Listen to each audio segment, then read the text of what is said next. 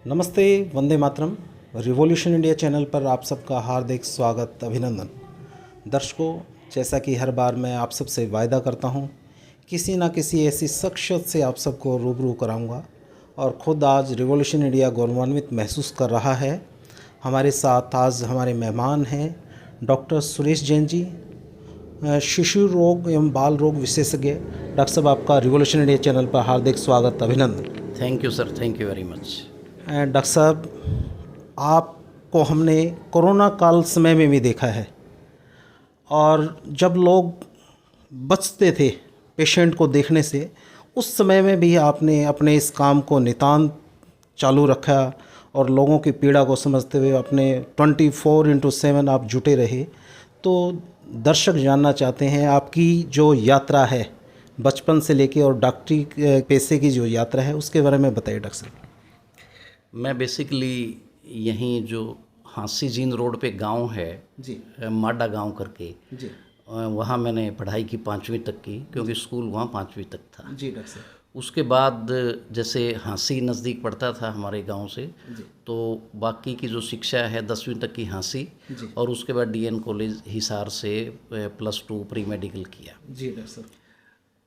ये है कि हमारा जैसे गांव का बैकग्राउंड होता है, वहाँ इतने रिसोर्सेज संसाधन नहीं होते, जी और जो पेरेंट्स होते हैं वो भी उतने ज़्यादा कोई पढ़े लिखे नहीं होते कि भी आप बच्चे को गाइड कर सको भी क्या करना है क्या नहीं। जी तो हमारा सफ़र मुश्किल तो रहता ही है, जो भी ग्रामीण परिवेश के या जो भी पेरेंट्स जिनके बहुत ज़्यादा पढ़े लिखे नहीं हैं, उनको खुद ही संघर्ष करना पड़ता है कोई भी चीज़ कुछ भी करने के लिए। जी डॉक्टर साहब। वो तो आपको थोड़ा बहुत जो भी है फाइनेंशियली तो सपोर्ट कर सकते हैं, लेकिन जो पढ़ना है, क्या करना है, हॉस्टल में क्या लेना है, मतलब सारा टोटल वो आपका ही खुद का ही स्ट्रगल होता है। जी कंपैरिजन में जो आजकल के बच्चे हैं, खासकर जैसे अब मैं कहूँ कि मेरे बच्चे हैं, जी जी उनको पढ़ाई तो की है उन्होंने, जी, लेकिन struggle- वो संघर्ष नहीं किया। जी जी जी क्योंकि हम तो गांव से जब भी हांसी जाते थे तो भी बस भी पकड़ने के लिए माजरा प्याऊ पे पहले आते थे, पैदल चल के 1.5-2 किलोमीटर। क्या बात है डॉक्टर क्योंकि वो बस है ना गांव में रुकती नहीं थी, और डॉक्टर स्कूल में पहली क्लास में पहले उसमें लेक्चर में जाने के लिए तो वहाँ से हम बस पकड़ के और वहाँ पहुँचते थे। जी तो जो ये स्ट्रगल है ये बस सभी ने किया है, जो भी हमारी उम्र के जो भी डॉक्टर्स हैं, ग्रामीण परिवेश के जो भी डॉक्टर्स हैं, जी ऐसे ही कुछ वो बने हैं संघर्ष करके, या डॉक्टर भी ना बन के कुछ और भी अगर कोई बना है जी डॉक्टर तो साहब। उसमें संघर्ष एक हिस्सा था, साथ में आपकी पढ़ाई की लगन। डॉक्टर साहब, जानना चाहते हैं कि एमबीबीएस की पढ़ाई आपने कहाँ से की? एमबीबीएस की पढ़ाई रोहतक पीजीआईएमएस से की। जी उस टाइम हमें बस एक ही हमारे दिमाग में जैसे अर्जुन वाली बात है जी, जी, कि उसको मछली जो की आँख आँख ही दिखाई दिखाई देती थी, तो हमें तो सिर्फ एक रोहतक ही नज़र आता था। जी जी ना हमें ये पता था कि भी प्राइवेट मेडिकल कॉलेज होते हैं, उसमें एडमिशन होता है, हमें उस चीज़ की जानकारी तक नहीं थी। जी हम तो दिमाग में एक ही चीज़ थी, भी हरियाणा में रोहतक है और रोहतक ही एडमिशन लेना है, इससे ज़्यादा दिमाग चलता भी नहीं था। और उसी लेवल की आपने मेहनत की और फिर उस मंजिल को पाया। हाँ, वहीं से एमबीबीएस की, और उसके बाद मैंने जो है एमडी के जब एग्ज़ाम हुए जी उसमें भी सफलता हासिल की। उस टाइम मेरा एमडी में एडमिशन हुआ, सेकंड रैंक थी। एक ही था रोहतक का, जो एक ही मेडिकल कॉलेज होता था, उसी में जो रैंक थी वो सेकंड थी, और मैंने अपनी मनपसंद जो ब्रांच है जी डॉक्टर साहब। पीडियाट्रिक्स बच्चों का जो स्पेशलाइजेशन है ये चुना। जी डॉक्टर साहब, उसके बाद आप दिल्ली में भी अपनी सेवाएं दी हैं, आपने विदेशों तक भी पढ़ाई को जारी रखा डॉक्टरी पेशे की, तो उस अनुभव के बारे में हमारे दर्शकों को बताएं डॉक्टर साहब। दिल्ली में जो थोड़े टाइम काम किया मैंने, जी। कुछ टाइम तो जैसे एमबीबीएस के बाद ही काम किया, जो हाउस जॉब जिसको कहते हैं, जब तक मुझे पीजी नहीं मिली थी। जी जी और पीजी करने के बाद थोड़ा सा समय वहाँ गंगाराम हॉस्पिटल में थोड़ी सी ट्रेनिंग ली मैंने नर्सरी के तौर पे। तो नर्सरी का फिर हमने यहाँ पे एक अच्छा सेटअप बनाया, और उसको जो वहाँ से सीख के उसको इम्प्लीमेंट किया। विदेशों से अक्सर मैं कोई विदेश गया नहीं हूँ, लेकिन जूम के माध्यम से ही जो है वहाँ की जो यूनिवर्सिटी है, वहीं से बोस्टन यूनिवर्सिटी से एक न्यूट्रिशन में सर्टिफिकेट कोर्स किया था। जी डॉक्टर साहब। जी सर। डॉक्टर साहब, जब आप बड़ा आदमी तो अपनी बीमारी को बता कर बोल कर बता सकता है, आप उस विषय के विशेषज्ञ हैं जहां बच्चा ना तो बोल सकता है ना वो अपनी पीड़ा को बता सकता है, तो वो किस प्रकार से डॉक्टर साहब उनकी पीड़ा को समझते हैं और फिर किस प्रकार से उनको दुरुस्त करने का प्रयास करते हैं? बेसिकली हमारी ट्रेनिंग ही इस चीज़ की है ये सच्चाई है कि भी बच्चे तो आएंगे हमारे पास रोते हुए आएंगे, और आमतौर पे माँ बाप को यही होता है कि बच्चा रो रहा है तो इसके पेट में दर्द है। तो हमें अंदाज़ा लगाना पड़ता है हमें कि ये पेट में नहीं हो सकता, इसके कान में भी दर्द हो, इसके कहीं कोई और चीज़ भी प्रॉब्लम हो। तो उस तरह से वो हमारा स्पेशलाइजेशन इसी चीज़ का है कि हम उस चीज़ को पहचानें, सिम्टम्स को देखें, आपस में और चीज़ों को देख के मिला के एक फिर हम किसी नतीजे पे पहुंचते हैं। खाली एक रोते हुए बच्चे को देख के ये नहीं बता सकते वो किस चीज़ के लिए रो रहा है, क्यों रो रहा है, क्या बीमारी है उसको। तो ये हमारी एक ट्रेनिंग का हिस्सा है, इसमें हमें कोई बहुत ज़्यादा परेशानी नहीं आती इस चीज़ को, क्योंकि जो हम सीखते हैं, बच्चों को देखते हैं, इस दौरान हमें प्रैक्टिस हो जाती है भी बच्चे की ये तकलीफ़ है। जी डॉक्टर साहब, आपका लंबा चौड़ा अनुभव है डॉक्टरी पेशे का और बच्चों का उपचार इलाज करते हुए।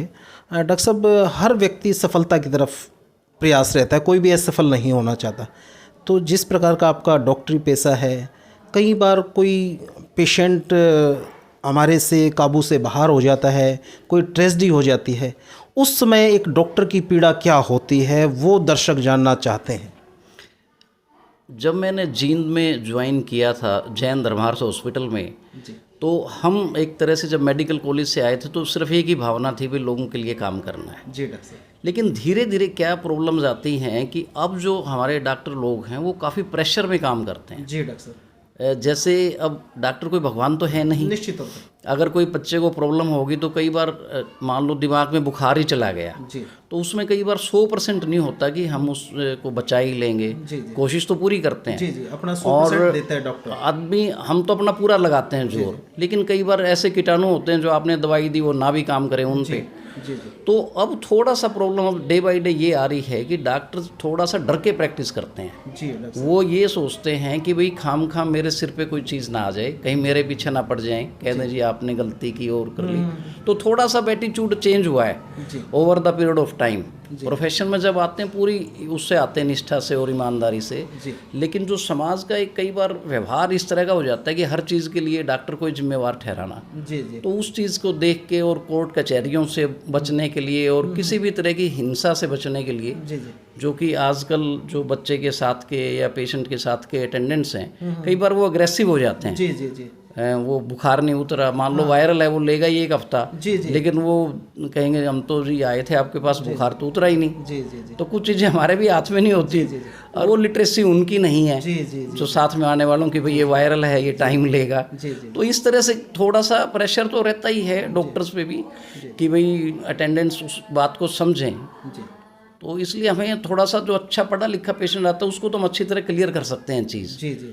जो ग्रामीण परिवेश के लोग हैं ना, वो कई बार चीज़ों को समझ नहीं पाते और कई बार उग्र हो जाते हैं। जी जी जी। तो मेरी तो समाज से एक ही रिक्वेस्ट मैं करना चाहूँगा, डॉक्टरों को शांति से काम करने दें। क्या बात है। क्योंकि उसी में पेशेंट का हित है। हाँ बहुत। अगर डॉक्टर खुद ही बेचैन होगा तो पेशेंट का वो भला नहीं कर सकता। जी जी जी। तो कई बार छोटी छोटी चीज़ों पे, अननेसेसरी चीज़ों पे वो होती रहती है जी, डॉक्टर साहब ने नंबर से पहले देख लिया जी, मेरे को छोड़ दिया जी, जबकि हमारा तो कोई ऐसा सिस्टम है नहीं, सब सिस्टम से चलता है। जी जी। तो जनता से भी मेरी यही अपील है कि इस पेशे की नाजुकता को समझें। जी जी जी। डॉक्टर कोई भगवान नहीं है, वो अपना पूरा करेंगे, कोशिश करेंगे पूरी, तभी मतलब हम उसमें जो है ना डर रहित माहौल में काम कर सकेंगे। डॉक्टर साहब, हमने नज़दीक से आपको देखा है, हमने ऐसे पेशेंट देखे हैं जो इकोनॉमिकली वीकर सेक्शन से हैं, जो सड़कों पर मजदूरी करते हैं, और वो जब ऐसी पीड़ा में आपके पास आते हैं और बड़ी उम्मीद से आते हैं, आप उनको बिना किसी लालच के उनको दवाइयाँ भी देते हैं, मुफ्त उनका इलाज भी करते हैं। वो एक मानवीय चेहरा है डॉक्टर सुरेश जैन जी का नज़र आता है। नहीं, मानवीय चेहरा तो हम सबका है, मेरा कोई अलग से नहीं है। हर आदमी अपने अपने लेवल पे जो भी कहीं है, किसी भी फील्ड में काम कर रहा है, वो सारे मैक्सिमम हेल्प करने की कोशिश करते हैं।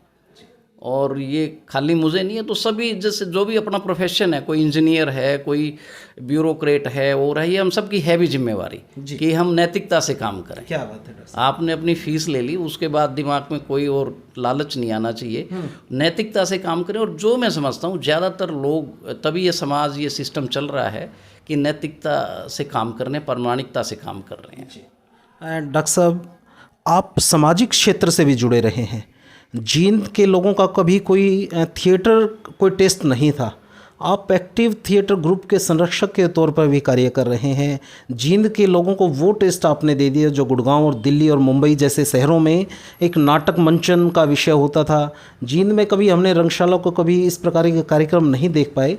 आपने ऐसा लोगों को एक नया टेस्ट देने का प्रयास किया और समाज की फैली हुई बुराइयों के ऊपर नाटक मंचन के द्वारा कुठाराघात किया है। उसके बारे में डॉक्टर साहब आप बताएं।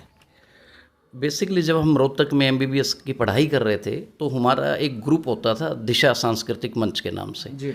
उसके माध्यम से हम वहाँ पे स्ट्रीट प्लेज करते थे। जो भी प्रॉब्लम्स हैं समाज की उन नाटक के माध्यम से हम लोगों के पास पहुँचाते थे और उसी कड़ी को हमने यहाँ थोड़ा सा जोड़ के रखा है। हमारे साथ रमेश जी हैं, रमेश कुमार, जो कि बहुत ही प्रसिद्ध रंगकर्मी हैं इस क्षेत्र के।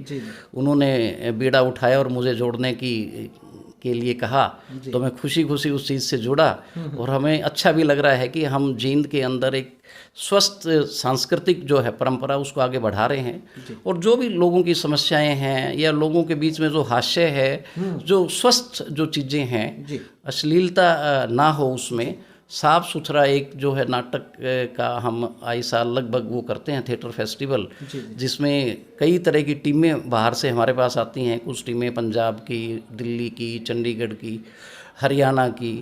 तो इस तरह के हम नाटक मंचन का मकसद यही है कि एक स्वस्थ मनोरंजन और एक जो नाटक की कला है वो लोगों के बीच में उसका प्रचार प्रसार हो।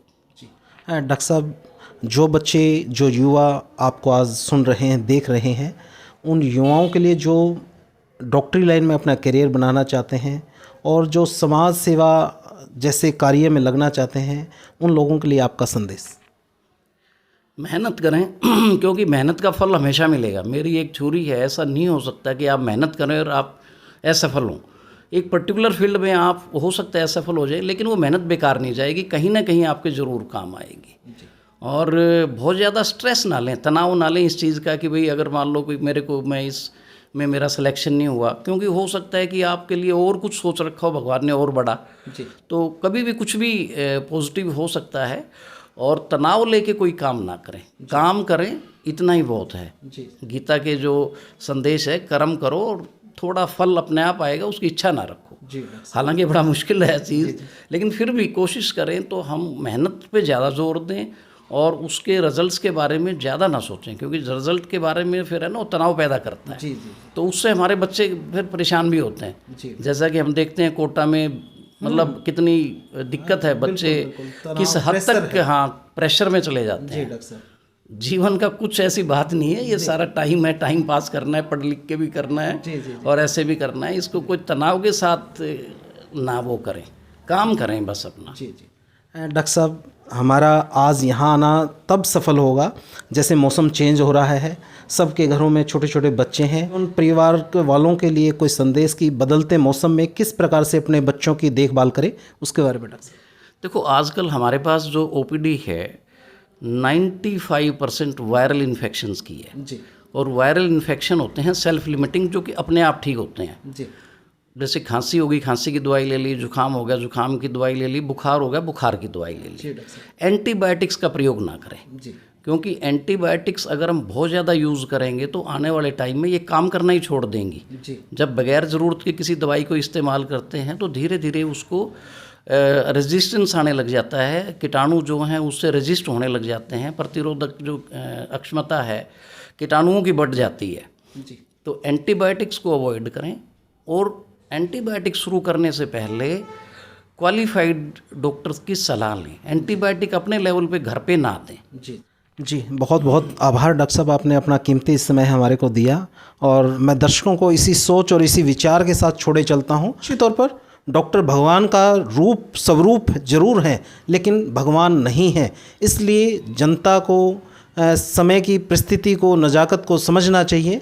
डॉक्टर, कोई भी डॉक्टर अपना 100% अपने पेशेंट के लिए प्रयास करता है। डॉक्टर के ऊपर किसी भी प्रकार का नाजायज़ दबाव सही नहीं है। जनता को भी जागरूक होने की आवश्यकता है। एक आप समझिए, डॉक्टरी लाइन में कुछ जैसे ये डॉक्टर साहब ने बताया कि बुखार है, वायरल है, कुछ समय के बाद वो रूटीन में ही चला जाएगा। उसमें उग्रता दिखाना पेरेंट्स के द्वारा, पेशेंट के द्वारा वो सही नहीं है। डॉक्टरों के ऊपर विश्वास रखिए। निश्चित तौर पर जब इस प्रकार के विशेषज्ञ डॉक्टर होंगे तो बच्चे हमारे स्वस्थ होंगे, परिवार खुशहाल होगा। देखते रहिए रिवॉल्यूशन इंडिया। फिर किसी अन्य दिन किसी अन्य शख्स से आप सबको रूबरू कराएंगे। जय हिंद, जय भारत, वंदे मातरम।